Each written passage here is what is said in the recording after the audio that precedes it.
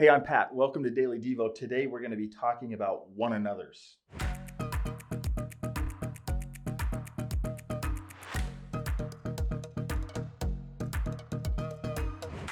Years ago, I taught a speech class, and one of the things we would cover are effective ways to get your point across or effective ways to get people to remember things. And so, of course, we would talk about, using illustrations and stories and quotes. But one of the things I would bring up is repetition. Repetition is one of the best ways that we can get people to remember things. Repeating things is one of the best ways that we can get people to remember things. Repeating things is one of the best ways that we can get people to remember things. Not funny, is it? Okay, but watch this. Watch what Paul does in Romans chapter 12, verses 9 through 10. Listen to the repetition in these verses. Don't just pretend to love others, really love them. Hate what is wrong, hold tightly to what is good. Now, he's already talked about others.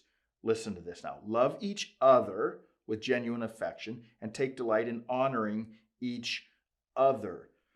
I mean, several times he uses the word other. In other translations, it actually says one another. In the New Testament, there's over 100 one another's.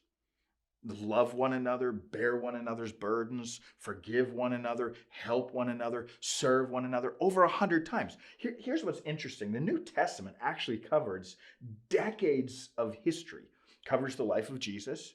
Then it covers the foundation of these churches all over the known world at that time. So have you ever thought about how much is actually left out? I mean, think about how much is left out of the New Testament. Even John, in his gospel, at the very end of it, he writes that if he wrote down everything that he saw Jesus do and say, he supposes that the whole world would be covered by books. And so there's so much left out. So if God was going to leave out so much information, but include 100 one another's, it should tell you and I that this is pretty important to him. And so today, you and I are going to come in contact with a lot of one another's.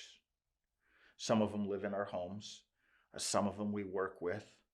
Some of them we're related to. But when we come in contact with those one another's, let's remember that those one another's, every one another, is really important to Jesus.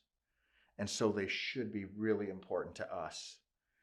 And what Paul is reminding us in Romans 12 is he's saying, love them and love them well.